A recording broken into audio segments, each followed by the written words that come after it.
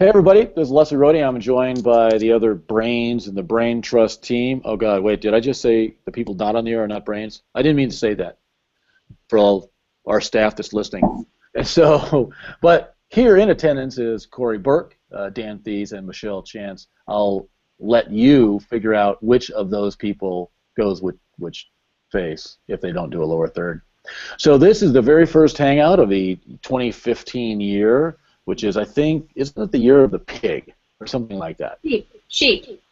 Sheep. So I'm sorry, sheep or goat, whichever it is. Yes, right. Okay, good.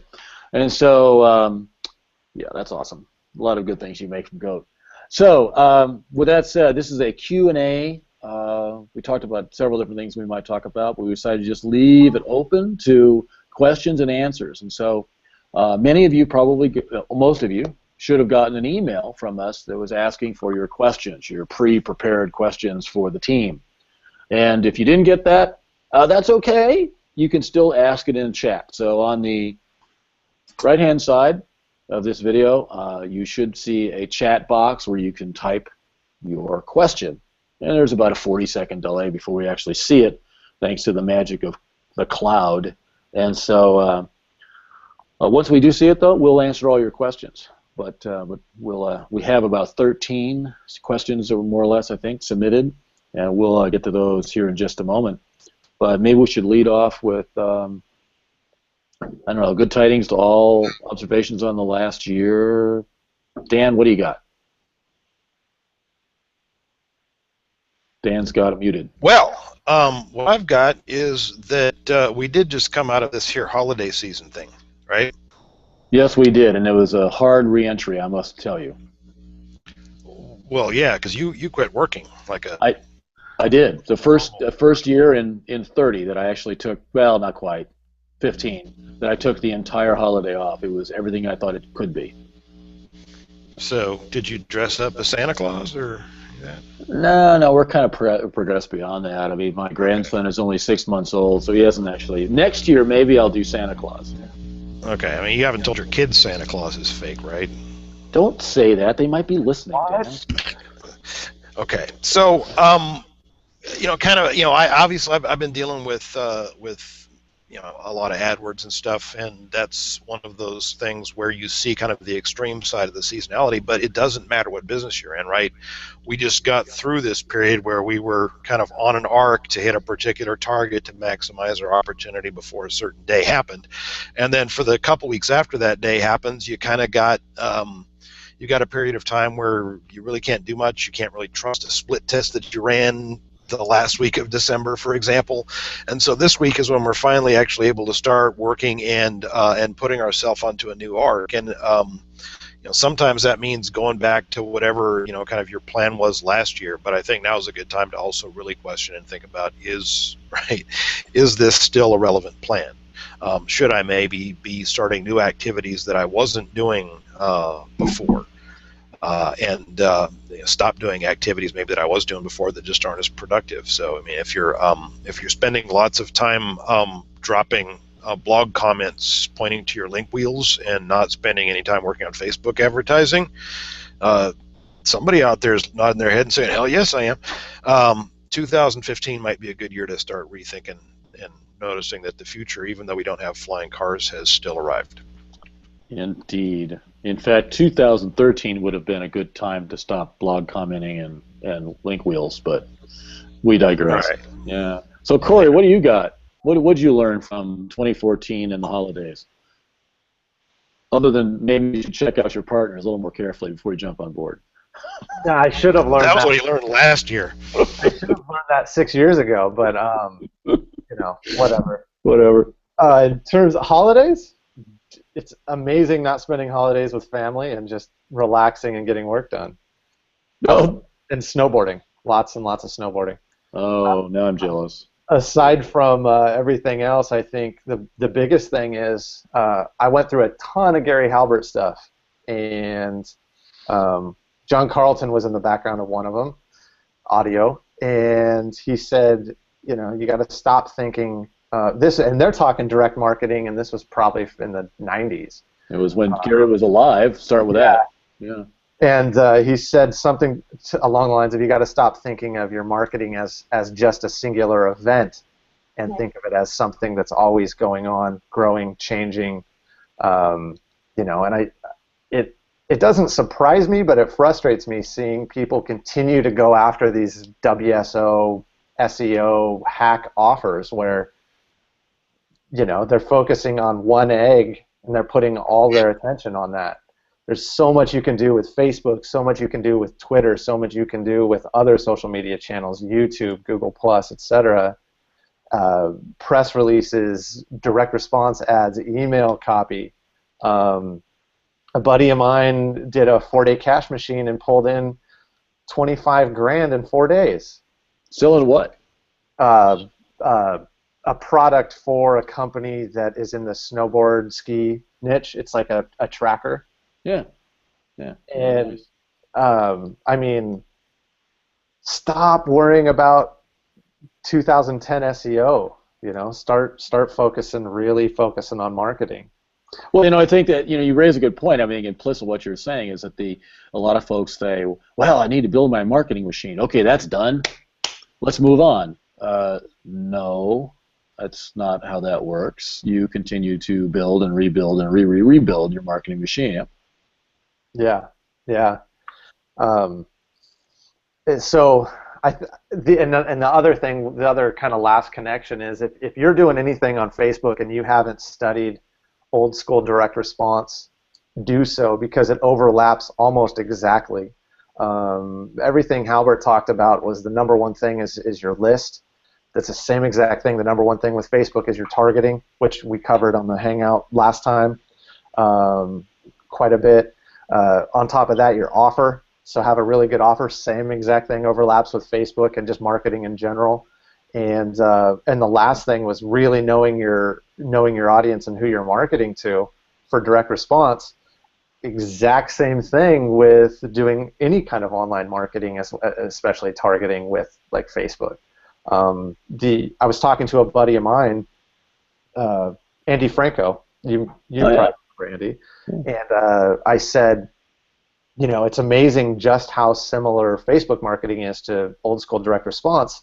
And he's like, what do you mean? Like, he didn't see the correlation, and I think a lot of people don't see that correlation because it's not sending out letters, but it's virtually exactly the same thing. Yeah, I mean, how are those big photos with your branding on it that pop up in your timeline when you promote a post? How are those not postcards you get in the mail? Right. Because what we're trying to get is like, oh, pretty postcard, click, and we get the message, right? As opposed to pretty postcard, flip it over, CTA on the back. And one more thing, I want to do a blog post about this actually, is I was talking to a buddy of mine who he does a lot of admittedly cold email, so AKA spamming, and it's highly successful for them, but it's one of two ways they generate leads. And if for whatever reason they ever get shut down on that, they're hosed. And that's something I heard Dan Kennedy say in something I was going through a couple months ago. He said one's the entrepreneur's worst number, which is something we've been working on internally. You call it the truck number, where if I get run over by a truck, if I'm the only one that has that, we're in a mess. And my point is if somebody suggests something and you've tried it and it doesn't work, don't say that doesn't work. Ask the question instead, how did you make that work? Because I talk to people at least once a week, I hear, oh, that doesn't work. Facebook doesn't work. PPC doesn't work. SEO doesn't work. It's like, it's obviously working or somebody wouldn't suggest for you to do it. So you have to change the conversation and say, oh, cool, how does that work? How did you make that work? Maybe it applies to you and maybe it doesn't, but at least it did work for someone. Yeah. I was just talking with somebody on Facebook a couple days ago where they said, we tried AdWords out and it didn't work. And it's a retailer, and they weren't running a shopping campaign. They targeted the same search terms that the shopping box is on the top of, but they did search ads. And it's like, okay, well, that ceased being effective a couple of years ago as a strategy. You want to start with shopping campaigns and only run search ads when the shopping campaigns are outperforming any reasonable expectation of ROI. But it's, you can reject something based on just a quick test and okay, but did you really give it a chance? That's kind of like when we split test radically different variations. I see this on the these sites that publish multiple split test results and stuff like that. Is okay, well, the version that offers a free month and has the box on the left side versus the one that it's like you didn't really test two different things that were equally optimized against each other. You tested two completely random things. You don't know which one's in better shape than that one, because you should have tested this variation of the offer against that variation of the offer and then tested different design elements. But I don't want to take us off on a sidetrack any more than I usually do. Oh, yeah, that would be horrible, because then we would end up on another planet. And so, Michelle, so from 2014, and I guess the same message applies. You want to vet the people you work with. But other than that, what else did you learn from I've worked with worse. I've worked with worse in the same year, so that you have that on the record. Well, and over a period of time, you've been associated with worse or the same as. Anyway, never mind. So, what did you learn from 2014? I would say for me, really, 2014 has really been a focus on Facebook, and I have really tried to get in and tear it up and learn a lot of stuff and getting hyper-focused. And I've been running tests for myself and a half dozen, maybe a dozen different clients, trying a variety of things to see what things are working and see what things aren't working. And I love that we can really get down to this hyper-focus, right? So that's not that even in direct marketing, that's harder to do, right? I want to know all the people who are interested in bodybuilding and competitive, figure skating. I don't know. I'm just picking something out there, but being able. You can't buy that mailing list, but you can hit them on Facebook. But you can hit them on Facebook, and then let's take it down to, and let's only target people who are within 50 miles of where the business is, if it's a local business.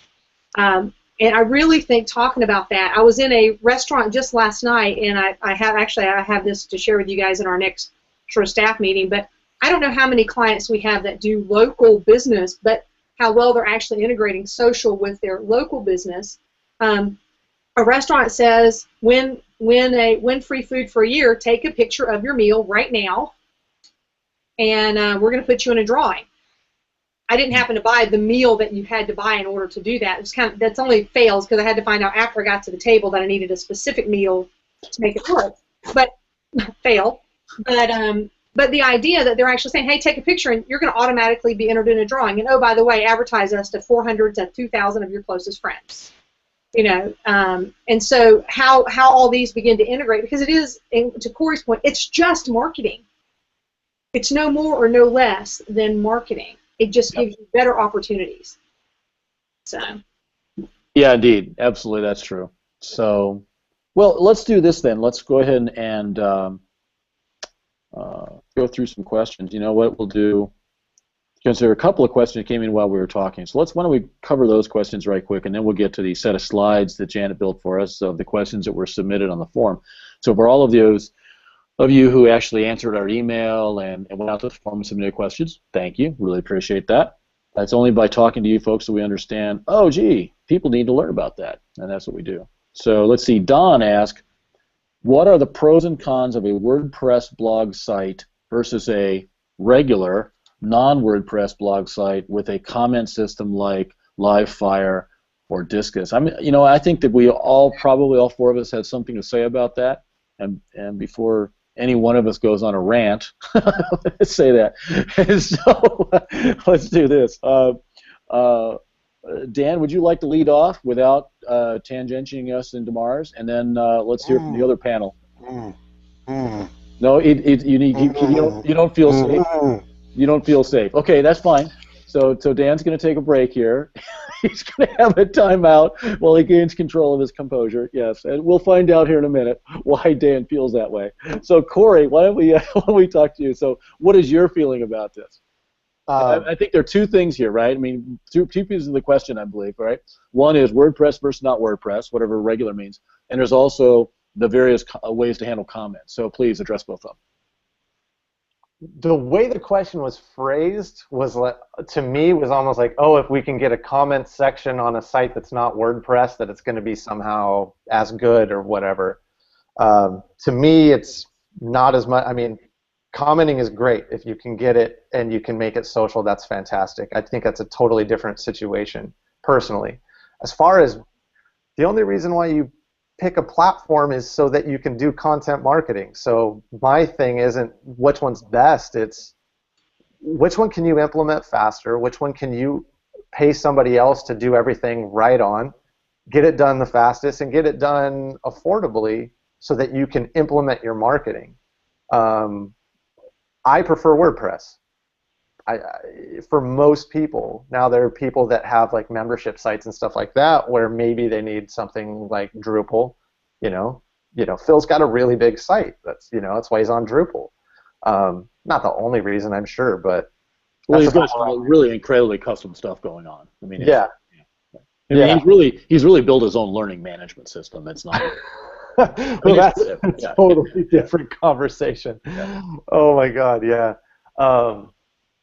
I don't think like Leslie, I used to hear you say it's not the right question to be asking.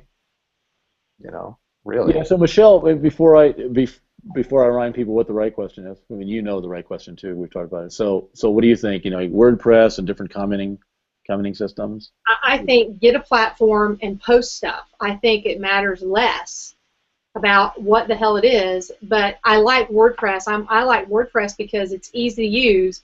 And it's easy for me to teach my clients to use, and they're not bootstrapped to a webmaster anytime they need to make an update or make changes.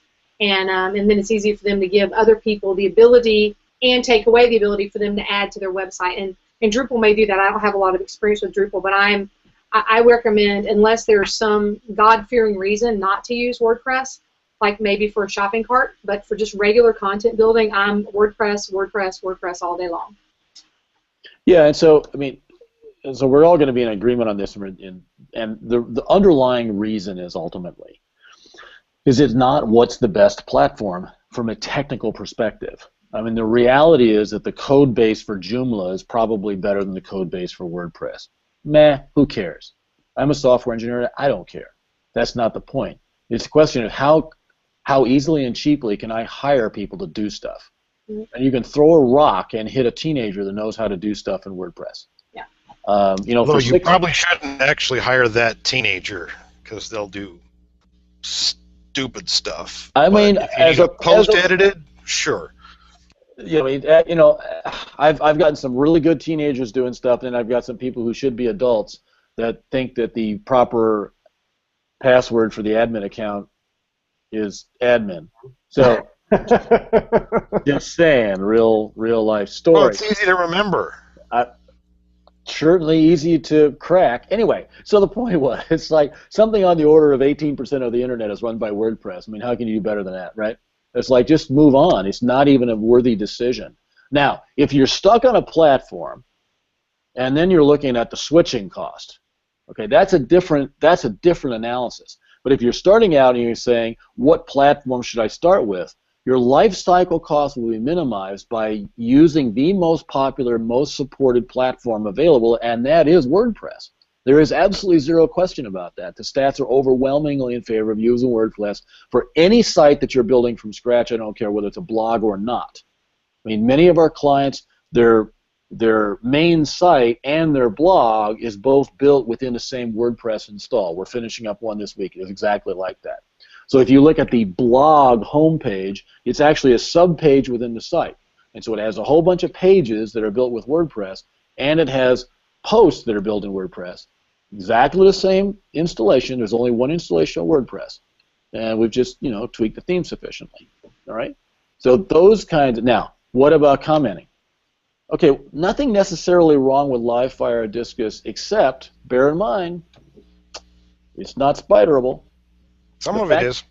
Some of it is. Discus, I don't think any of it is. The last time I checked, it was all served up in frames or JavaScript, and in fact, it was not spidered at all. Livefire, I'm not nearly as familiar with. But in general, the way those things work, because they're not hosted on your site, right? They're hosted off-site somewhere, right? It gets pulled in some way that ends up, when I look with spider eyes at the page where those comments are not there. They're not there for Googlebot. And so I would be concerned about that as well. And I think the question when it comes to commenting, though, is what is the purpose of the commenting, right? So is this a landing page where you're trying to get people to share this story, share this offer, share this video series? And then I don't know if Livefire is the one, but why not the plug-in that's for Facebook, right? If you want these comments to be shared, or if you're just trying to build content for the page. And so I think the purpose of the comments is another great question in this situation, is what do you want to have happen? I don't know that I want Facebook comments on just a random blog post, but if I'm selling something, hell yeah. Well, and I mean, you should always be selling something from your blog subtly, but that said, for example, when we're doing a launch, I want to have Facebook comments on the launch landing pages, but it's ephemeral. I don't need them to live. I mean, the reality is on my blog, I want that interaction to be, kind of part of the strength of the brand. I want those things to live on. Yeah, you're right, Michelle. I think that what you want those comments to do. So, Dan, do you want to? This is why I didn't want to talk earlier, because I wanted to bait you into saying something stupid like that and then pounce on you. So, Discus, okay? I'm not saying that this is the ultimate commenting solution, but there are a couple of advantages to using a third-party solution like that. One is that you can actually, it's the same reason why we like Facebook comments on a launch landing page, is we want comments to be from real people and not from whatever the bots that will attack normal comments and the armies of human morons that they'll hire to attack the comments and try and spam your launch with whatever the hell they're trying to sell or whatever people are doing, right? Yep. But and so Discus gives you some advantages versus that, and there are again, Discus isn't the only one, but the nice thing about Discus is people don't have to create an account to comment on your site in order for you to be able to have real comments. If they like Facebook, they can log in with Facebook. If they like Twitter, they can log in with Twitter. If they like Google, whatever that Google thing is, the Plus, yeah, that's it. Yeah. I don't, nobody uses it, so I keep forgetting what it's called. But right, if they want to log in with that, they can do that, and all of that propagates in whatever ways it would otherwise with their social platforms if you went to all the trouble of building a social integration. So I think a commenting system like that encourages participation. If you want participation, you should strongly consider using something like Discuss, because it removes a lot of the friction in participation without increasing the burden on you of moderating spam comments, which is what you get when you just have wide open WordPress. Even if you've got stuff like anti-captcha and things like that to catch and prevent spam comments, it's still humans will go. They will unleash armies of humans, because humans don't cost that much. To rent for a few seconds at a time, and so you still have to deal with a lot of spam, even with really good tools like anti-captcha to help you avoid the bots. That, and the objection that Discus comments or Facebook comments, by the way, aren't indexed. Well, Google goes out of their way to make sure that they can, and they do. It depends on what the platform is. They're not going to do that with everything, but they can recognize these, and they can index them, and they've been doing so for quite some time. It's just a matter of you can actually set it up in a way that makes it impossible for them, but the normal default you're going to see with your default Discus plugin is going to be indexing of the comments as part of the content of the page. Well, I'm going to have to check that again then, because that was not the case last time I did it, but I have to admit that may be dated. So yeah, we have to take a look at that. It almost doesn't matter, because participation is so much more important. I agree, participation is important, but I also want to get those weird overlaps in phrases where somebody asks a question about something. They're on there enriching the keywords for you in natural language ways, because they're speaking in natural language. Exactly right. I mean, that's what I really want. When I forget to mention something in a post and somebody questions about it, and then I get to answer it, now suddenly the post becomes about the connection between those two concepts. Mm-hmm. I mean, it really expands the reach of a post. So absolutely, I want to make sure that, that's what we're trying to do, is we're trying to index the conversation, right? We're trying to be part of the conversation. How do you be part of it? By bridging those pieces where there's the question and the answer. Right, and people search for bits of the conversation, and your blog post is where that intersection happened, and there you are. Yeah, exactly. we're getting now even more questions coming in. So let's see if we can wade through these really quickly, and then let's see. I'm probably going to mess this up. Sarub, yeah, Sarub, I guess. Sales funnel overview and how to implement it successfully to increase ROI. That's a little bit too big a question. That's actually more of a course, frankly. So, I mean, we really can't answer that. I mean, unless I was to say something completely ridiculous like, oh, make sure it makes the most money possible. So start with people that might want what you want, and through a series of steps, get them to buy what you're selling. So there you go. Not very useful answer, unfortunately, but thank you, Dan. Damn it. I think he probably might have already been that far. So let's talk a little bit though about optimizing for ROI, because it's not something that you're going to set it up perfect and it's ready to go, right? This is what everybody like. Okay, I shouldn't have to ever touch this again, right? Marketing is done. No, you measure every step in the way and you recognize what metrics each step. So right when I'm on a product page, if I don't hit add to cart, I'm not going any farther down your funnel. So what are you optimizing your product page for? To get me to add stuff to the cart. And if you think about your funnel that way, you'll start to think of places where you could optimize and test, and then just basically look at where the biggest sources are, and where the biggest changes are. So if you've got 98% of people drop out of your shopping cart at a given step, that's a huge change, and you should address, can I eliminate that step or streamline it or make it work better? So, true enough. Yep, true enough. So get something out there, get dirty, get data, and then improve. Get something running, and before you start trying to test what color the buy button should be, test your offer and your copy, because that's the stuff that's going to make the biggest difference. Just before this, I had a conversation with one of our private clients about the page that we're getting ready to push live for an upsell within the cart. And so he asked me, so, what would you change on this page? And so I asked him, is it live yet? He says, no, this is the one we're getting ready to go live. Then it's just push it live. And he persisted. But what would you change? He said, nothing until it's live. And so 7 days after it's live, ask me again. He persisted. It's like, all right, so here's the thing. I need to exact a promise from you that you're not going to implement any of these changes until you've got 7 days of test on this page. And so, all right. We'll see if he actually abides by that promise. But anyway, so just make sure that you take something, whatever your idea is, test it, against your norm or against your control, and then move on. Don't try to design the perfect page before it goes live. That won't happen. Let's move on to the next question. So I run 3 sites that are related. One is this one of our customers, Sean. So one is for kids, a site I can't really by law collect email from. Actually, that's not true. I was just talking to our good friend Dave Brandley about this, who builds freeprivacypolicy.com, and there are the rules about 13 over 13, blah blah blah. And so you can actually, but it's more complicated. Now I believe Jean is in Canada, so it might be different there. By the way, anyway, the 2 parallel sites on the same topics are for grown-ups, which is interesting. I'm not sure what those are about. When I do posts for kids on the kids site, such as 5 safe ways to walk home from schools, would it hurt me any to repeat the exact post on my grown-up sites or duplicate content, or is this still a big no-no? Maybe a little bit involved question there. So first of all, the duplicate content, bear in mind there's not an algorithm that says, oh my God, there's duplicate content and therefore we're going to throw both sites away. Mostly what's really going on, unless you're doing it with such volume that then you see other things come into play, is what's really happening is you have 2 sites, 2 pages you both own, and they're competing with each other. So you got to really question whether or not that's a good idea from an economic perspective. You've got same content, but which one do you really want Google to show for any particular query? That's really kind of a difficult thing to even project. So I don't know in your particular situation there. I mean, 5 safe ways to walk home from school. It seems like even there, the way that article would be written, the way the text would be composed,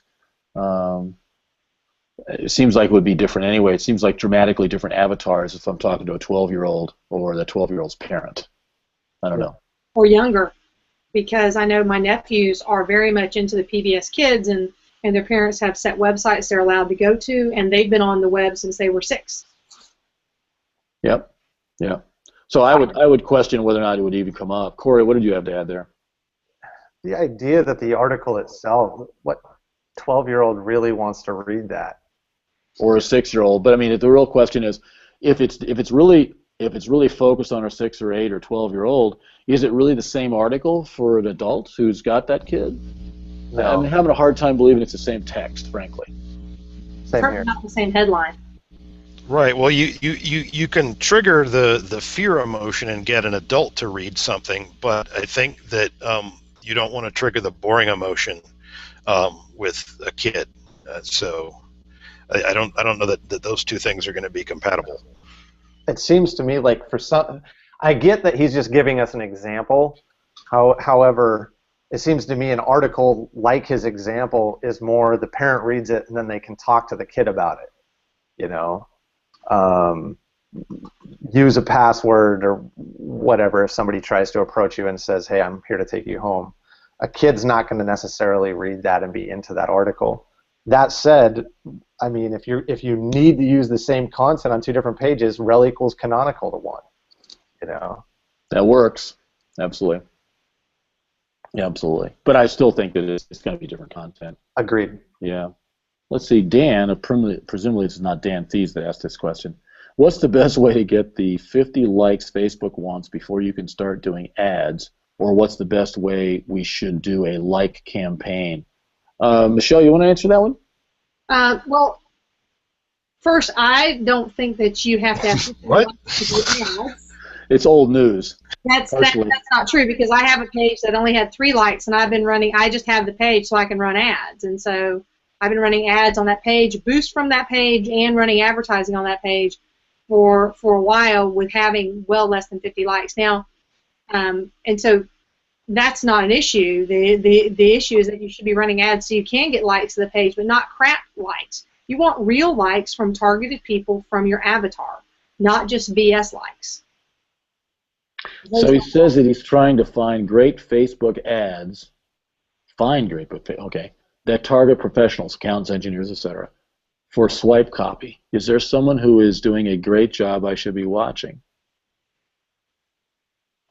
So who's doing a great job of targeting professionals on Facebook? Besides me?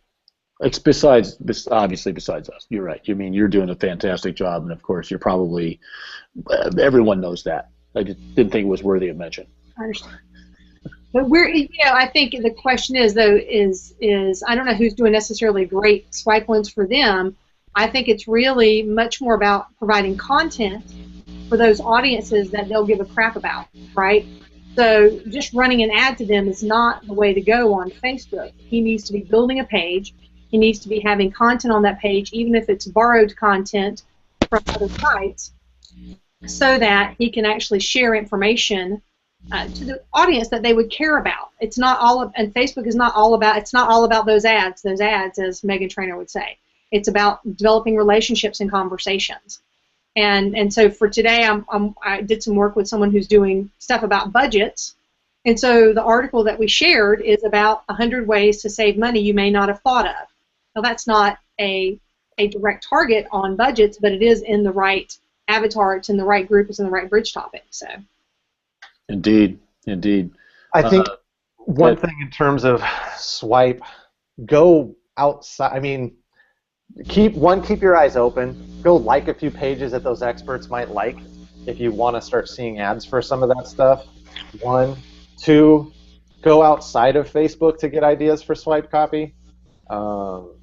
Because when you pull that stuff into Facebook, you're going to be vastly different than everybody else is, and it's nice to be different than what the mainstream people are used to. That's kind of what Howie Jacobson's ad matrix is about, is like, what are the points everybody's hitting on, and how can I position myself so that I'm not just one of the herd, I'm a leader and standing out from the pack. I mean, Facebook copy is a little bit more. Swipe and target are 2 words I want to focus on here real quick. So when you say target accountants, engineers, etc., that's not targeting in Facebook. Okay. I think he's Account making the point that it's members B2B. of this specific professional association is targeting. Okay, so let's move on now. So we've talked about that. So the purpose of the Facebook ad, you've got an image that most of the time that you want to get them to stop down and look at it. It might be a video where you're actually delivering a message, but the purpose of the copy, it's going to be short, and the point of it is to get them interested in either playing the video or clicking the link to read the post, the news story, or whatever it is. That's the purpose of the Facebook ads. And so it's not quite as it's not so much about swiping people's Facebook ads as it is figuring out what they're interested in, and then you can, in basically the kind of language structure that works as swipe for one audience or another is not going to be that much different. It's really just what's it about is going to be specific to that market, that audience that you're targeting, which should be more precise than accountants. Excellent. Yeah. Dan says thanks. That's actually what I was looking for. So let's answer this last one from Terrence, and then go to the 13 that we have in a slide deck here that I'll show in just a moment. So Terrence asked, does having an RSS feed from mainstream blogs feed your money site blog have ill effects on SEO? Well, I don't know if it does or not, but it's not a really good thing to do. We don't want to have RSS feeds feeding into our blog. It was never a good idea, by the way. It was only ever a trick to increase total page count without doing any work. And okay, guess what? I did it too. And so back in the day, I had websites that would grow by 100 to 200 pages per day just because they were repeating and archiving RSS feeds. That was always spam. Spamming. That's how the search engines are looking at this. It is absolutely. We don't need to go very far into this topic, do we? No, not really. It's robo-spamming, and does it have ill effects? Yeah, not just ill effects on SEO, but ill effects on your brand. It's not actually getting all of the things we talk about in link liberation. It's not actually getting most of them. So yeah, that's not what you really want to be doing. What you really want to be doing is you want to do real content that represents your brand in a positive way. And yeah, robo-spam, pretty much the opposite of that. Well, we did kind of cover. I mean, I did. You weren't around for that, but I did kind of cover the robo spamming. There was a robo spamming fork in Link Liberation 1 because okay, well, it worked. If you don't care what happens right down the road, go ahead and just spin the crap out of this stuff and jam it through RSS. But the thing is, by the time Link Liberation 2 came around, we weren't even covering that stuff anymore because it was already at a point where the benefits were getting shorter and shorter term, and I realize there are still people out there selling solutions for that right now, but I mean it's very short term. That doesn't mean you can't crank up the volume enough to where you get 9 days of woohoo, and then just you're managing an ongoing train crash, and it's the trick is trying to keep the train running at all. Yeah, indeed. So let's see. Why don't we see if I can figure out how to share screen and do the whole. And we're using Google Slides this time, hoping that works better. Just in theory, supposed to work. It's in theory supposed to work better. So we'll find that out here in just a moment. So screen share, and I think I can just do that. Let's see. Phil says it works. Phil knows things. Phil knows things. And so now the question is whether or not you're seeing the title slide for the deck. Yes. Oh, nice. No, but it's not full screen. Yeah, no, I'm working on that. One step at a time. It's like I don't want to jinx this. Okay. Loading. Oh my god. Oh! And then remember to make yourself presenter so it doesn't switch back and forth to who's talking. Shit, I forgot that. Like every time we have something to say. I know. I think you did it. We're just going to keep talking and over it until Leslie actually figures out how to stop that from affecting his presentation. That they will be helping Leslie How did you do that? optimize his Dan delivery. managed that. Okay. So did it work or is it not working? Now it might be working. Dan, say something. Okay, I'm going to say something and it's going to switch to me. It did. And I'll switch to Michelle instead. And did it switch to Michelle instead? Ah. And Dan. And okay, hang on. All right, hang on. So you really do have to do that first. Okay, hang on. I think it's so cool it's that only like a 3-step process to get anything to work, and you still have to have this like infinite house of mirrors show up every single time. I want to make Well, it. it's good that the common controls are buried in different menus. It really That's needs. I mean, I really want a real, honest to God, like Push this video button. switcher, right? Jeez, is that too much to ask for? there No. we go. All right, Now here we're we go. talking. All right, so here we go. Brain trusting up. All right, blog. Oh, right. Oh yes, I know who this is. This is Shira, I believe. Wait a minute. Background questions, slowing 2 or 3. Wow. Okay, this one's a long one. All right. Just launched a new product at. I'm about to create a WordPress blog with Studio Press theme. Blah blah blah. I will be doing it after Hangout, probably immediately. Site is less than a week old. Product is special technology called brain entrainment in the form of music tracks that affect your brain frequency. I used to have those back in the 70s. Bring you to the delta sleep phase, which is deep sleep. I need some of that. Yeah, exactly. I'm debating how to structure the blog in terms of content. I'm assuming I will be posting content that is both featured on the product, technology, case study, etc., and curating content, images, and videos related to sleep, sleep products, sleep aids, and our floor commentary. So full disclosure, by the way, the individual asking this question is actually a brand new SEO client. I believe, Corey, you just spoke with her about 2 hours ago, right? Yeah, went however long. Yeah, right. You lose track, right? So how would you suggest I structure the blog? Categories, pages, to get it set up the best way from the get-go. Well, so first of all, let's say, sure, that's part of the service. However, for everybody else's education, we like to see categories and tags used in a particular way. There are a couple of things about our internal process maybe Corey would like to talk to, in particular about the way categories are used. Tags, tags are a great thing as long as you don't slide too far down the slippery slope and you have 272,000 tags for 85 posts. I don't think we've ever gotten it that bad, but close. So, that there's a little bit of thought that has to go into, who are you trying to appeal to on the blog, and that's really the avatar question. Who do you want to attract? What kind of content streams are there? So we have a lot of our clients have multiple avatars or variations on the avatar, and so there are multiple streams. And Corey, as I say that, maybe you can think of a couple of examples would be easy. And so the categories typically are how we're going to do that, or it might be the kind of content, and the way we have our workflow set up internally. We do have the notion of abstracts and commentaries being separate categories because we treat them separately about the way content is syndicated to the different platforms. So abstracts work differently than commentaries when we hit Facebook and Twitter with them, for example. So Corey, I you're the one that actually runs this crap, so maybe you can speak in a little bit more detail for the rest of the folks on the call. You talk about avatar before you'd make decisions about categories and stuff, right, Corey? I would, but it's going to depend on how deep we're getting with our clients. Like we have one client that has a lot of external category, like just a lot of different categories, and they're starting a blog from scratch and they're building a very large brand. And that's different than a lot of our clients that are coming into the SEO at the entry level that we're pulling them in on. And so the person that's going after a big brand is going to be creating a lot more hero content. For the level that we're at service-wise, really commentaries end up being under a category commentary.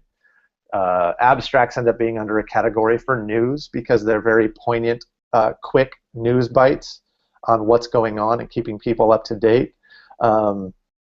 And the main thing that I took from Dan's talk back in Link Liberation, it was 1 or 2, and I know he covered on number 3 as well because that's what I use to train our bloggers, is don't use something unless you're going to use it more than once, like repeatedly.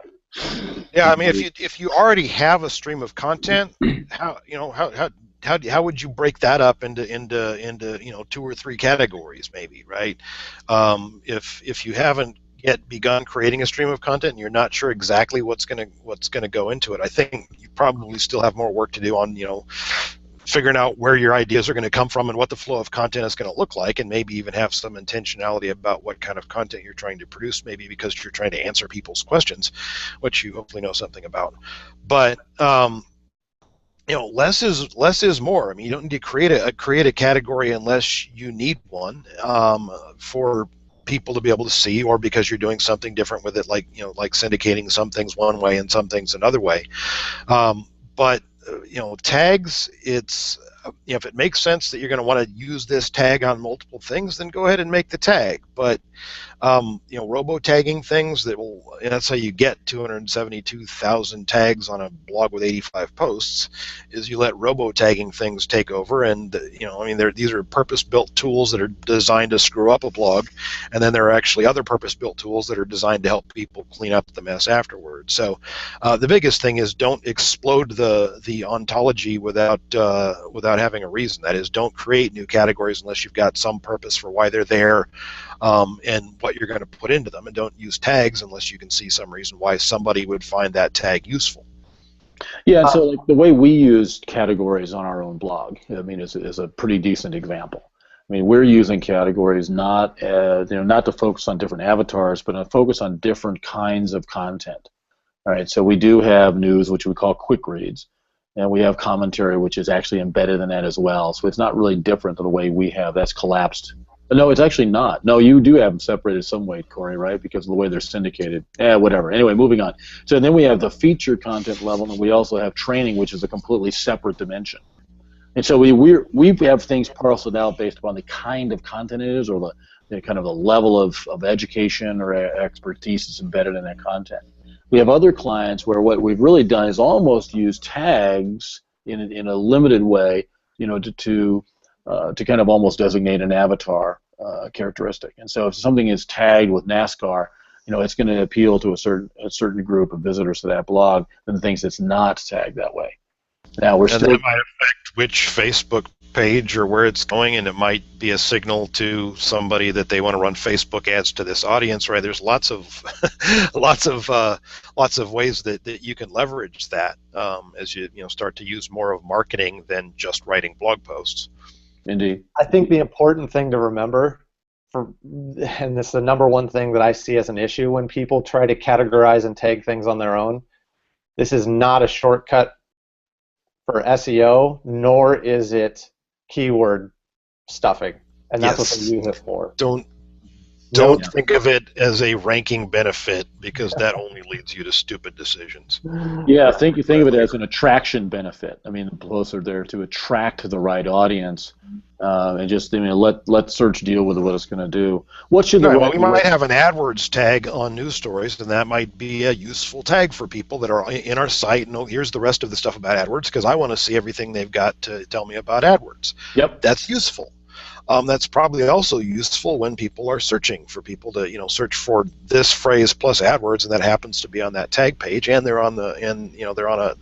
see that in the original post. That's probably the best two choices from our site to show somebody. Indeed. It's also okay to use for internal processes. So, like Dan said, if somebody wanted to tag something FB, that would let a person look at one RSS feed for tag FB, and they would know, okay, here's all the posts I need to go create Facebook posts on. If you're going to do that kind of stuff, that's when I think we start to look at, maybe we use Yoast SEO or whatever to make sure that particular tag page doesn't get indexed, because it's not really anything that has external value. That's a fair point. Yeah.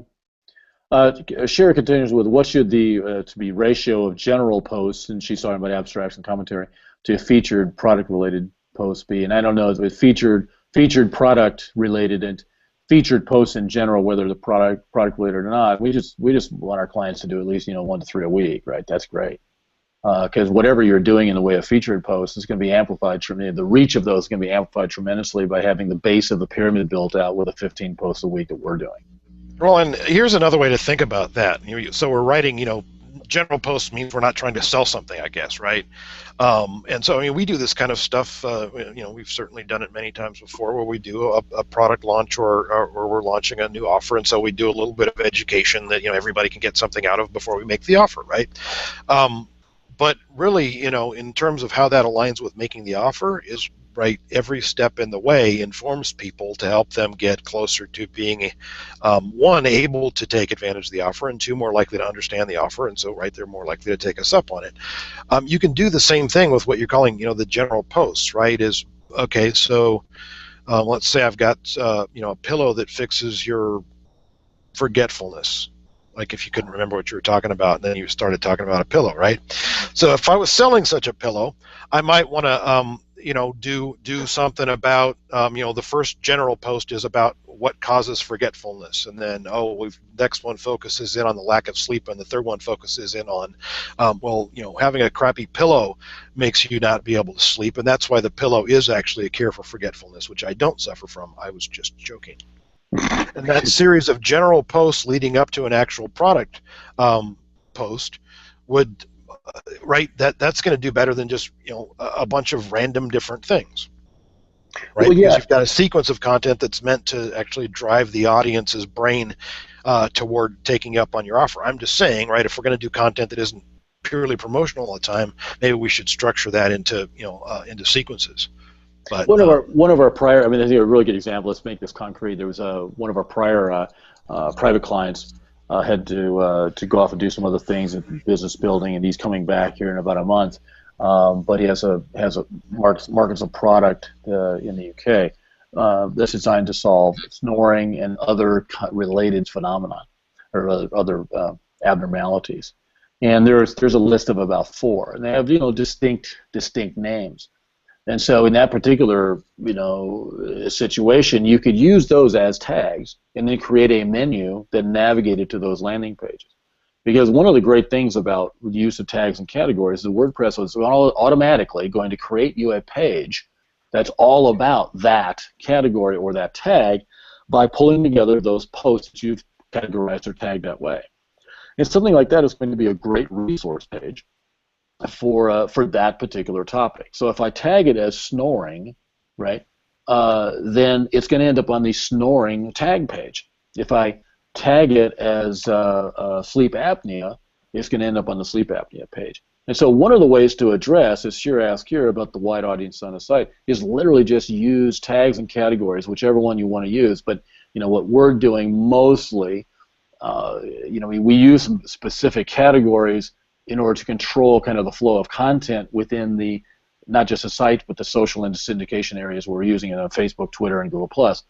And so, categories would be another way, another dimension to use in order to really address the needs of the different avatars if you have different presenting symptoms for a solution, for example. So hopefully that might actually help there.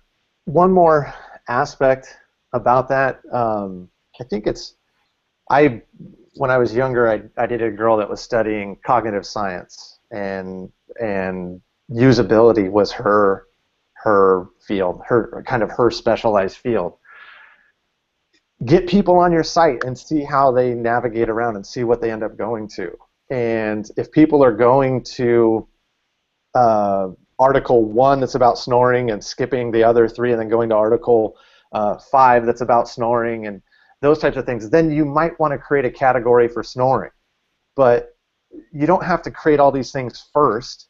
Like, I can't remember who it was that said this, but there was a study where they were saying, okay, they were doing the layout for a college, and it might have been a Dan Kennedy story. They were doing the layout for a college, and they lay all this really intricate, nice walkway, and then the students just cut straight across anyways, and so So what they decided to do in the story, at least, was, okay, let's just build the college, let the students design their own path, and then we'll go in later where all the grass is dead in a path, and we'll put down concrete.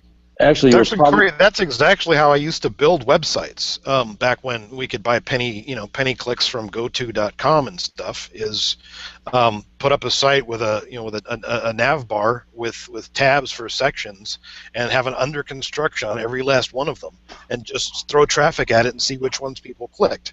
Because a lot of times we deal with people that have the budget to build 40% of the site or 20%. Well, better build the right 20%, right?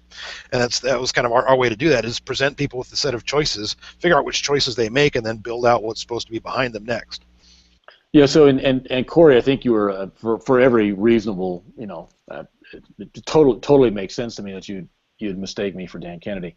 But actually, that's exactly the way they built the physics, math, and astronomy building complex at University of Texas. That's probably where you heard the story. I So heard literally, I've heard somebody else tell it. yeah. Maybe. Well, I mean, I watched it happen as a freshman at University of Texas. Literally, they had a completely green lawn, and at the end of the semester, they paved they paved the paths. Well, you're very similar to Dan Kennedy. You both have hair, you both own suits, and you're both psychopathically libertarian. So, And we have horses, and we're old. horses. Yeah. I Okay. need that. I need the damn memory pillow to help me with my forgetfulness. Not memory foam. It's just memory. No, you need memory foam in it. That's how it actually works. Oh, that's I get the That's connection how it now. works. So, All right, moving on to question number 2. This is going to take a while. All right, our main site is called, and this is from Ed. Main site is called whatever that is. We have a very similar domain, which is also very hard to say, which people may type into their browsers as it is almost the same phrase in Spanish. They look both Spanish to me, actually. So, what is the best way to redirect people who type in that to the other one? We're about duplicate content. Ooh, okay, well, the first thing I say, why do you have 2 sites, Comprasot and Comprarsot, which maybe as almost the same phrase in Spanish? Well, okay, so I'm not sure exactly what the question here is here, but here are a couple of possibilities, and maybe one of y'all that have a browser available, since I'm sharing a screen, can go look at these and tell me if this is on par or not. And we're working with a couple of clients on doing exactly this. I helped a client back in the day, pre-Braintrust, do this as well. If what you're doing is you're doing country localization, if you're doing a different language version, yeah, there are ways to auto-detect that. I mean, it's a multi-level approach. We use GeoIP to try to make the best guess. Then you have a way for the person to select, manually, and you cookie that selection so when they come back, they don't have to do it over again. And so the right way to do this is if you were to have really just multiple language websites, yes, absolutely redirect them, canonicalize them, and fix the whole language issue directly. If these are actually different content, well, then make them different.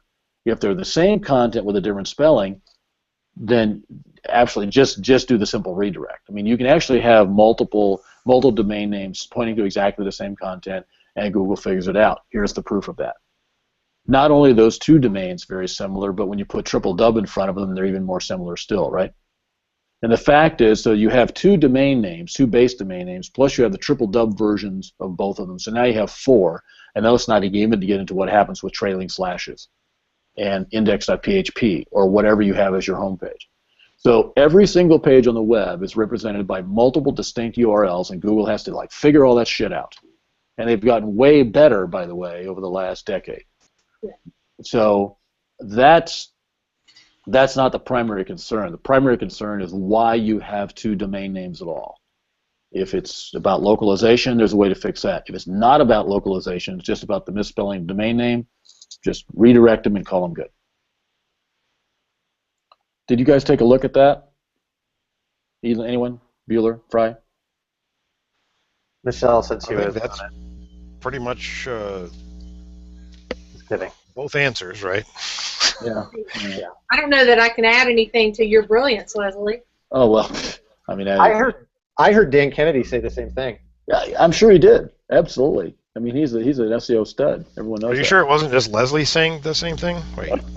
You wait. All right, moving on. Question number 3. My brother and his wife, I'm sorry, we don't do couples count. Oh, wait. Have gotten into arbitraging on eBay and Amazon. Still don't do couples counseling. Yeah, that's right. The conversation we had this evening, so now there's 3 of them, and I'm not going to go there. 2 questions came about eBay, power sellers, and automated listings. Wow, okay. I mean, so far it doesn't sound like we're going to know the answer, but we'll see. I know where they can find the answer, though. Oh, that's important, too. eBay's Turbo Lister, particular downgrading algorithm, and eBay is trying to help the little guy instead. Yeah, this I'm getting completely out of the area that I'm competent to answer this question. Should I This read is the?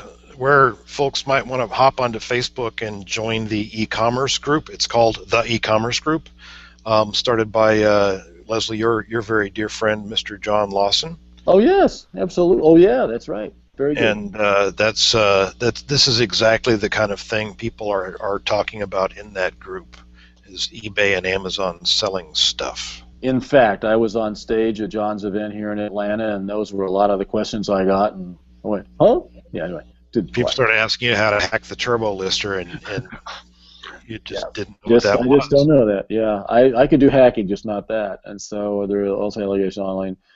Their Cassini search engine, Power Solid. Yeah, so here's the thing. We'd love to be able to help you on this, but really it's not where we focus. I mean, so we really are focused on what I would call the next stage from that is outside of the eBay and outside of the eBay platform is really we can really be the most help for you. Now, John Lawson, absolutely.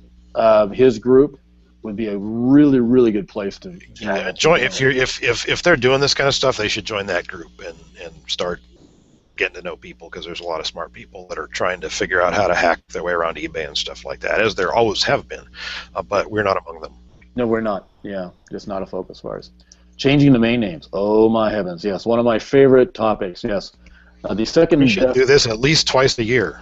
The second easiest way to lose money on the web is to change your domain name. The first way is to follow almost any internet marketer you don't know. All right, so we have one attorney firm client that is changing the domain name. We want to make sure we're not missing anything. Can you direct me to any videos, info on changing domain names? Our plan is to do a permanent redirect from the old site to the new site. But is there anything else besides that we need to do in order to keep as much authority and link juice as we can? From Alicia. Yes, definitely there's stuff you need to do. Now, the canonical two-step has been documented since Brainstorm 1. That's true. Brainstorm 2012. And so now the question is if that's in the wild.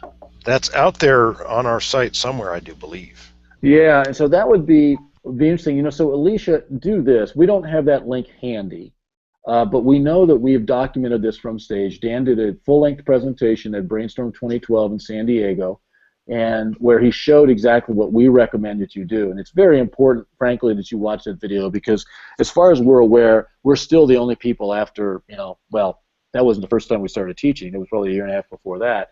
And so call it 2011 to 2014, 15 now. We don't know anybody else that's actually teaching in this way. If you ask Google what to do, it'll just say 301 redirect, and you will pay for that. And so by all means, email support at Marketers Braintrust and have the ladies there send you the link to that piece of content. It's bound to be in the wild somewhere, and you definitely want to take a look at that and follow those instructions. That's actually exactly what we did before I partnered with Dan and Leslie. Leslie and I did a call on that. It was a two-part call where for a specific law firm, we changed domain names. And you can do it wrong really, really easy. So if you're a member, you have access to that. It's in the portal. If you're not, then oops. Well, I'm pretty sure we made. It's been put out in public places, so it's out there. I'm not sure where it is. Yeah, and so if you just email the folks in support, and there's a link to it in the perp manual. There's that. Oh, you're right. Absolutely, Dan. You're absolutely true. That is true. So do this, Alicia. So go out to marketersbraintrust.com, and you go over on the right-hand sidebar, you'll see the advertisement for the perp document. And if you just make sure you get that downloaded in the aftermatter in the back of that document, there's a link to that presentation. Yes, thank Dan. I forgot about that. We did that.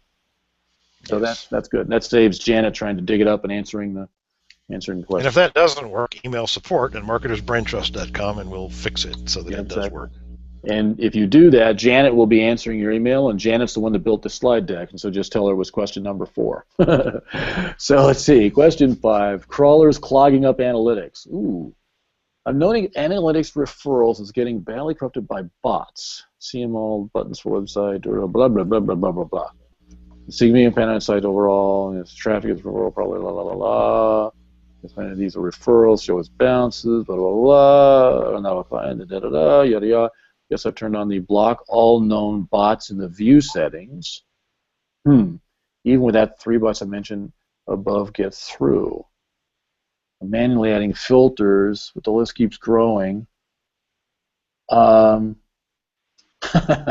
So Margaret wants to know if she should suck it up, or is there something I can do? Well, assuming this is yes, we recommend sucking it up. That's just suck it up and now. So I mean, there are so many people out there that have talked about how to do this. In fact, somebody might even have a package of all these idiots. But Semalt is like by far the biggest idiots in the world. Yeah. That have people going into analytics and in admin you can click on filters, which is under the view, and then you can create a filter that blocks anything that comes from semalt.com, and those suckers are no longer going to be polluting your analytics. I wish somebody would, I don't know, come up with a class action suit or buy a drone or something to deal with these guys, but yeah. Well, now, and so she's already doing that. She is adding filters. I mean, you can try for any of them. Bear in mind that robots.txt is a hint. It's not a requirement. So by all means, add them to robots.txt as well. But that's not necessarily going to stop all the bad ones. Well, and Semalt is they're purely just referral spammers.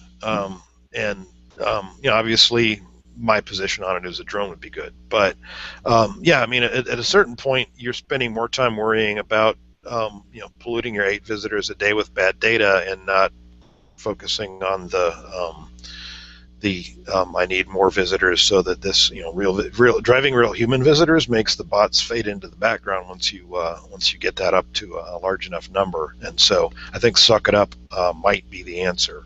Yeah, true. Could be. Okay, moving on. There's simple things that you can do to kind of deal with the big piece of the problem, and the rest of it, if it still looks big, is that your business is too small. Yeah, exactly right. Yeah. Let's see. So what percent to this slide then, guys? What's that? I'm sorry. Say again. Great lead-in, Dan, into this slide. There we go. Yeah. What percentage of business revenue do you think should go toward the developing of organic traffic?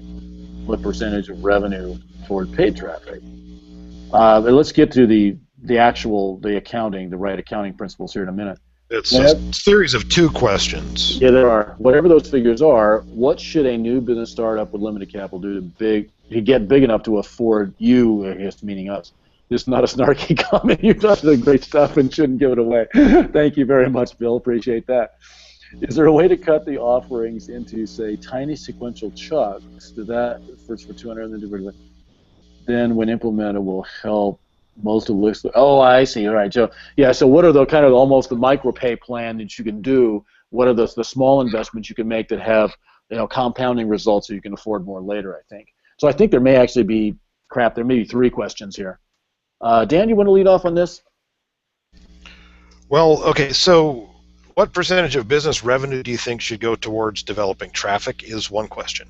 Okay, and that's right. I mean, look at it as in the long run, you want that to be whatever I would be willing to pay as an affiliate commission. In the short term, you also might want it to be whatever I'd be willing to pay as an affiliate commission. So if you got a brand new business, you might be willing to pay out more in order to acquire customers, right? So you might have, after all the complicated business math that Leslie handles for us, you get 30% is left over out of every 30 cents out of every dollar is something that you could in some world call profit.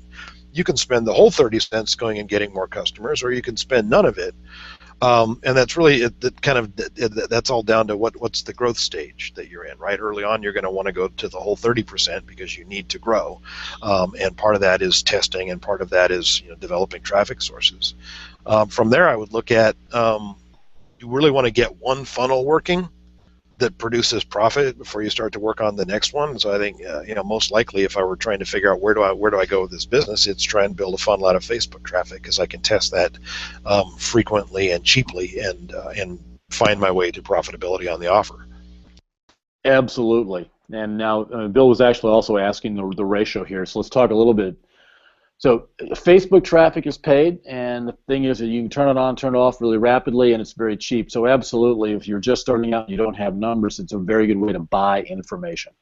And that's the thing, is that you don't have enough data yet to know what your investment strategy should be, you're going to have to buy the data, right? Well, and by the way, early on, I mean, I'm sorry, but organic traffic, the pursuit of organic traffic is a luxury when you're not even sure if you have a viable business yet. Because until you can actually run it on paid traffic, you really don't have a viable business, right? If you're depending on the kindness of strangers and channels that you don't control, and like, by the way, you're not paying them for any control, right? It's like, okay, I can run TV ads, and if one TV station says I can't run ads anymore, there are others. If Facebook blows up and goes away, people will be somewhere else that I can run ads at them. But I think that kind of the idea of how much would I put toward developing organic traffic? Well, everything that you do that's paid traffic that is designed to sell also helps you develop organic traffic over time. I don't think you need to look at those as completely separate silos. But early on, I'd be focused 100% on what can I do with paid traffic or owned traffic. That is, if I have email lists or things like that I can use without having to pay every time. And that, it really gets down to buying the data. I mean, so, what I would use is, like, instead of trying to do like standalone right rail ads on Facebook, I would do organic content that's been boosted within the timeline. So you are developing content, and then what you do is you get some feedback based upon engagement metrics from the timeline. It's like, what's actually resonating with this audience, and what targeting are you using that's actually being effective and what's not. So you're buying data about the marketplace. So that's key. And by the way, you're also creating some content, because that content is the lightning rod that allows you to even get that data. So as time goes on, you're going to build more and more content. You're going to get more and more testing. You get more and more data. That is not separate from organic traffic development. It's actually a foundation for it. I mean, one of the very first thing we do with an organic traffic client is that we go through the avatar process. So that Corey goes through his process for finding content sources, and then he puts together kind of the profile for a writer to use to develop content for that client. That is not, you're going to have to do something similar to that when you're first starting out to even figure out what your market is. And we are working with a couple of people who are building brand new websites and trying to find the niche within the bigger market that they're going to approach. And you have to do that by buying the data, by building some content, promoting that content, and seeing what resonates and what doesn't. As time, sorry, one more thing, Michelle, and then I'd like to hear from you. So the other thing that you need to do as time goes on, what you're doing about content marketing and what you're doing about paid marketing, the rules will begin to diverge. And the reason is that on the organic side, it is actually an investment in the future, whereas on the paid side, it's a current account expense that has to have a measurable immediate ROI. So just bear in mind that the way you account for that and the way you make your business decisions going forward will be different than what you're doing initially when you're only in the phase of buying data about the market. So anyway, I'll move on now. So Michelle, what do you have to say? That's just a really quick sneaky tip in regards to determining that. And I don't know if it's perfect. Well, clearly nothing's perfect. But one of the advantages when you're able to use Facebook and use the boost instead of running a promoted post through the ad section is on the boost. And they continue to change this. So tomorrow it could be different, so don't beat me up. But when you do it as a boost, you can click on it and see results. And if you're running a broad enough test, let's say that you know that your audience is 18 to 44, Facebook will actually tell you based on women or men and which age category they fit in. So you could actually test content, and in my mind, and test and see which, if you throw enough money at it, test and see which groups are age content so that you can continue to narrow that down more and get better return on your dollars when you're doing these investments in advertising and marketing. And I think between what Dan and Michelle were saying, I think answers that last paragraph. So really, the tiny sequential chunks are to buy data about your market, figure out what your targeting ought to be and what content really resonates, so that you can more narrowly define what your message market to match is and how you actually go target those people. And you can do that for very small amounts of money using Facebook. So one other note, for retailers, this is still a business that I would consider launching into AdWords right away. And so if you're running the traditional online store, right, as a retailer, get a data feed into Google Merchant Center and run a Google Shopping campaign. run it at low budget, run it at low bid. Google will tell you what you want to raise your bid to after a few days when you get a benchmark bid, and try it and see what happens. You don't have to spend a ton of money to do that, but most of the time, if you haven't advertised on AdWords before, you can actually get a credit to start with, and so you can actually play with Google's money to figure out how close you are to being successful in that channel. Because a lot of the time, if you've done a good job building the store, you'll be successful from day one, and now you've got a source of profitable revenue to start working from. Nice, excellent. So hopefully, Bill, that gives you some ideas there. So let's see, Facebook campaigns, question 7. I do JVs with business associations where they email my offer to their members. I want to back up the mailing with a Facebook campaign. What is the best way to target the members of a business association? I assume I can use their likes. Is there anything else I can do? This is from Jeff. Michelle, you want to hit that one? You can use their likes, but they've got to be over a certain amount. So a lot of business associations are not, like very specific ones, maybe even regionally. Like I can't target the Jacksonville Chamber of Commerce because they simply don't have enough likes. Yep. So I can target people who live in Jacksonville and like pages like Jacksonville Chamber. So that's in fact one of the things that I do is I use everybody in Jacksonville who also likes like Rotary and Toastmaster and Chamber of Commerce, right, as a general like. So if you're looking at a specific page, you really have to know how many likes they have, and it looks like that number has really gone further north. It used to be 11 or 12,000. Now it seems to be in the 25 to 50,000 range in order to target a specific organization. So they may have to get really creative about what other things these people may like or want or need or be interested in. Let me address the. Go ahead, Corey.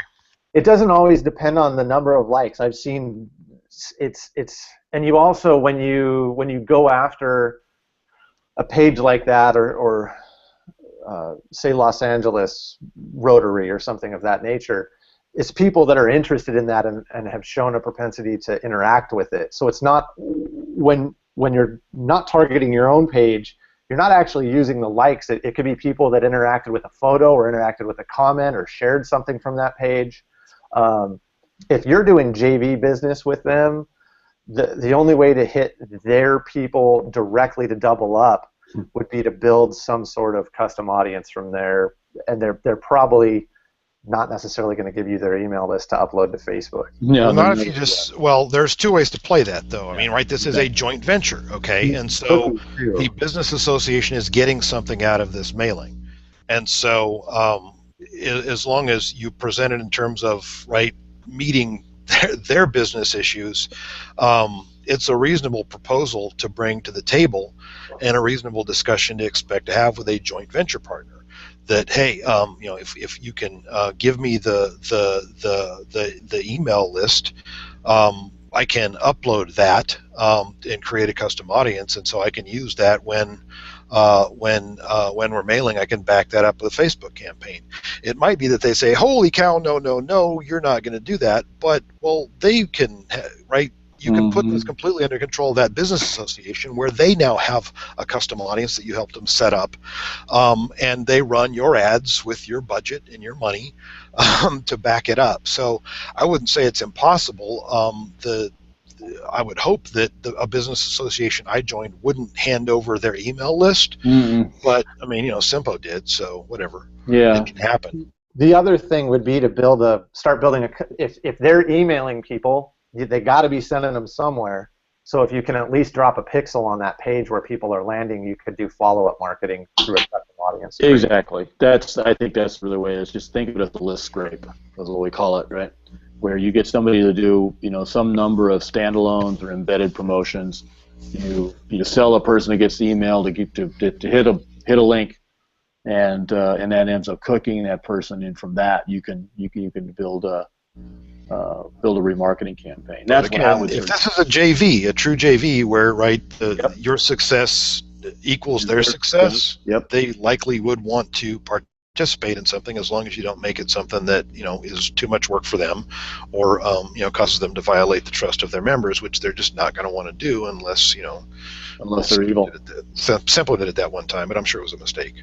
And so, I mean, you're already giving them a piece of email copy for them to mail. It's not like you got to mail their list. They mailed your stuff. Well, okay, fine. Go ahead and give them some targeting criteria and some campaign, some copy to run on Facebook in addition to the mail.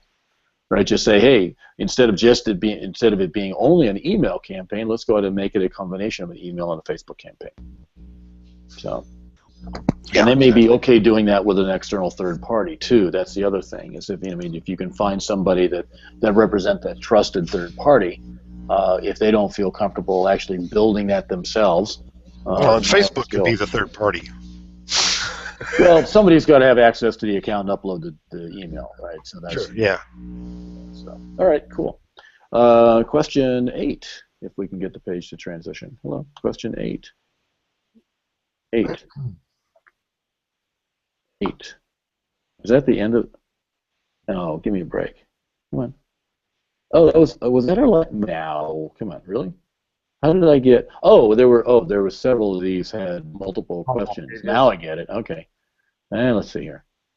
Okay, we only had 7 questions. I thought we had 14. We had 14 slides, but so many of these were, were doubles. Okay, so my bad. We're actually at the end of the prepared, and so let's see if we've gotten some more questions in the interim.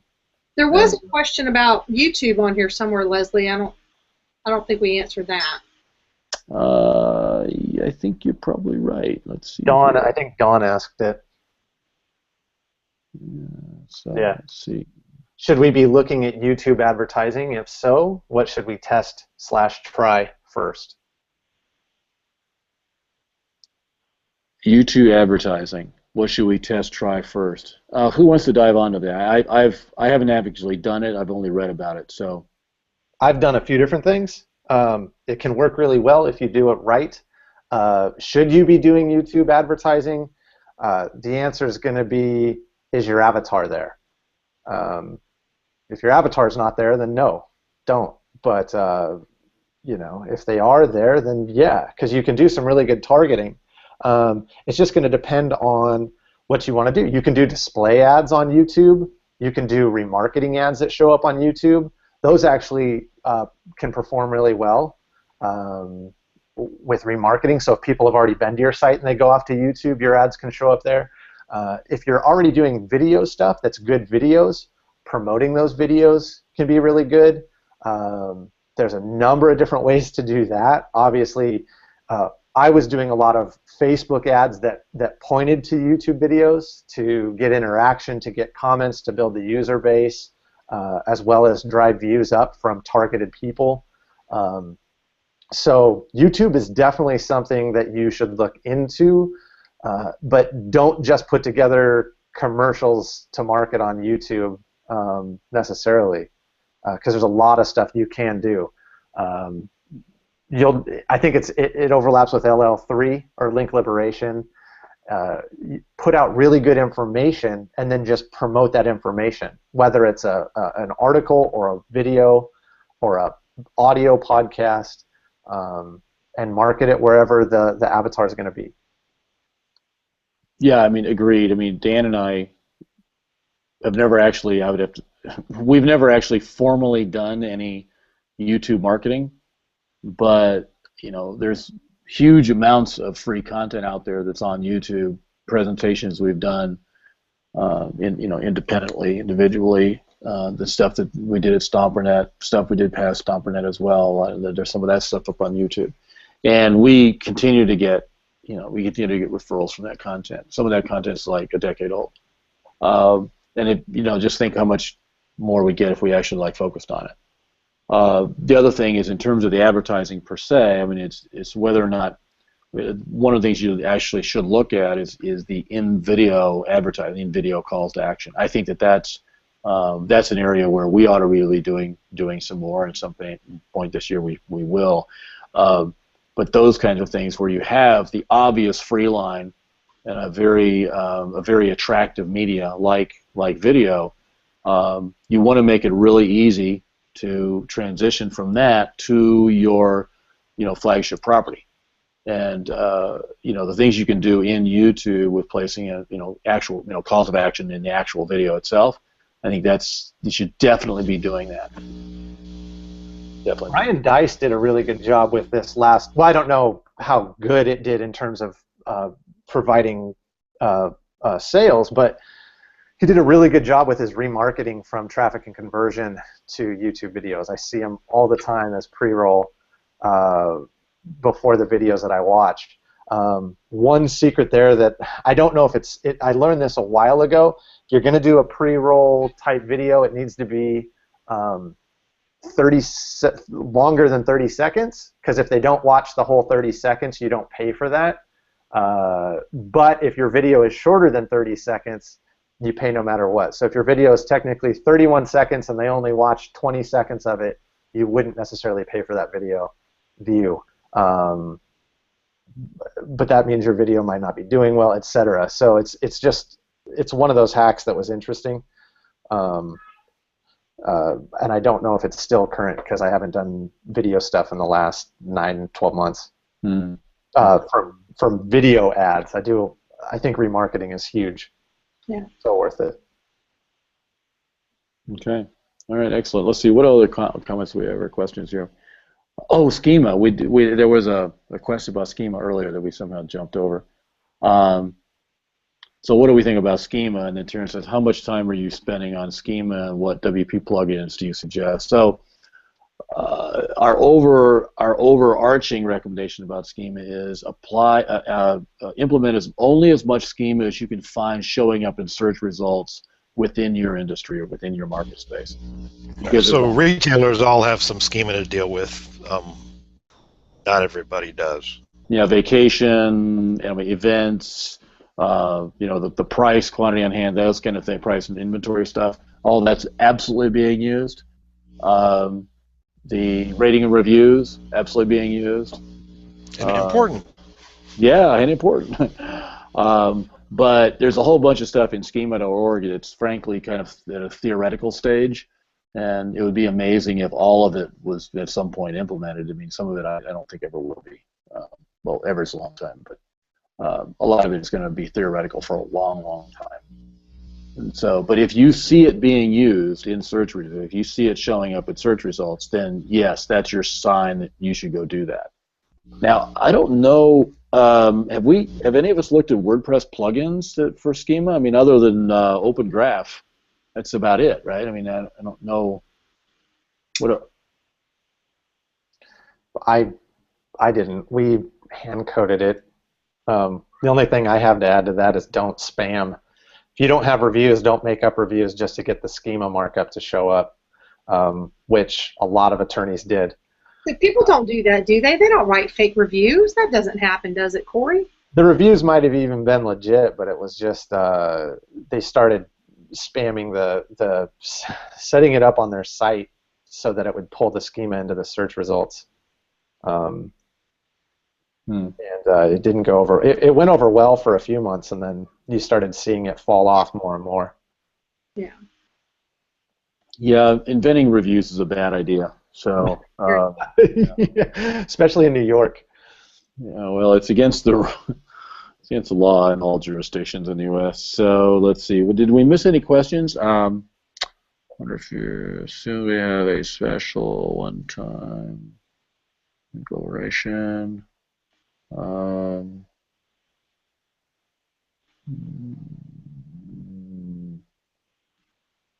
Question here about when we'll have a promotion for link liberation. We don't really have anything on the horizon just yet. This is Abdul that asked that. That's one of I think we've got a little bit of work to do around packaging up what we're doing with the sponsored posts and stuff like that, which is, I mean, it's kind of still an ongoing development right now. But I think once we get that packaged up, I think it makes sense to do another link liberation release, like a dot release or something that adds that in. Yeah, I mean, I agree. I mean, everything that was done in the July 2012 release of Link Liberation 3 is still valid. Some of the interfaces have changed, some of the tools we use internally have changed, etc. But the principles are more or less timeless. So whether it's an LL4 or or an LL 3.5 or? No, it can't be LL4 because I said that when we do that, it's going to be about community. So I can't back down from some random thing I said on a webinar once, can I? You can make it 3.14 and then release it on, March. I was thinking about LL Pi. Yeah, we could call it LL Pi. So. That was a good missile. And it comes with a free pizza.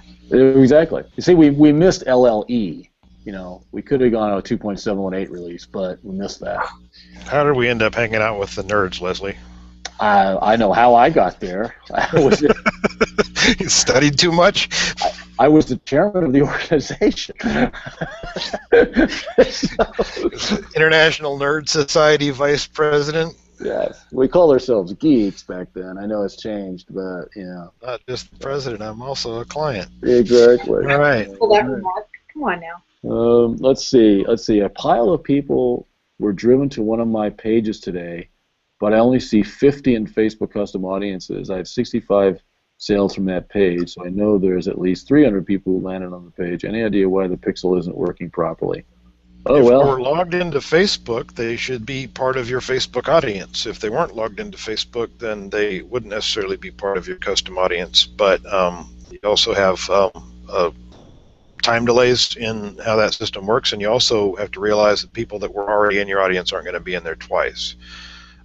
But yeah, it ain't perfect, and you also might want to look at the way that you've got it implemented. There's an image implementation and there's a script implementation, and you kind of want to deal with both, and the instructions, as Leslie discovered, are a little bit weird. Just a bit, as it happens. So, fortunately, now we have somebody else that does that. So, yeah, don't expect that stuff to work necessarily all that well the first time and ever perfectly. So, but, yeah. It's better than what retailers get in the way of data, so we can still be happy about that. But yeah, you absolutely will not catch them all into a custom audience. Okay, well, that's all the questions we had for today. So again, thanks for everybody for showing up and hanging out. We've still got quite a few people online, and the people who mailed in questions, really appreciate that.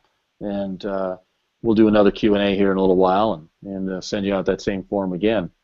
What should we talk about next week, Dan? There were several things that people had suggested over the last month or two. What hit your fancy for next week's hangout? Nothing. Nothing? Okay, well, let's see. It's a show about nothing. I think so. Well, a couple of things that had come up. One I remember was site structure. I'm going to sure ask about that. And then another one was content, kind of the format of content or the kind of content you do, or that kind of thing. We could actually talk about the way we build out a blog. We could talk about that in terms of the kind of the plugins we use and why we use them and the format of posts. That would be. That sounds intriguingly specific. It's intriguingly specific. That's true. So maybe we should talk about that. I mean, we just recently, Corey and I went through the process of putting together our notes, our cheat sheet, our goals, objectives for a client blog, and then we had one of our folks go through and audit all of the blogs for all of our clients, and came up with the things which are right and wrong and need work. And so at this point, we've gotten a lot more specific about that. So maybe that's one of those great things that we could share with people. Lessons learned from auditing 73 blogs. Indeed. A number about half that, but close enough, yeah. Okay. All right, very good. Well, thanks, everybody, for following along, and we will see you next week, whatever the date that is. But it'll be Tuesday at 3 p.m. Eastern Time. And July 13th. It's the 13th? We should have some kind of a spooky show. I don't know. I mean, is Tuesday the 13th unlucky? Seems like it's lucky for me. I don't have to figure out what to present. Only if you don't show up for the next broadcast. It would be unlucky to miss the broadcast on the 13th. Yes, don't step on a crack and don't miss January 13th. Hang out with the Braintrust. There we go. All right. Brought to you by Purina, the cat food of cat foods. Oh, well, there's our product placement for the show. Great. Okay, fine. So I got paid. Thanks, everybody. We'll see you next week. Dinner's on Dan. All right. Bye bye, everyone.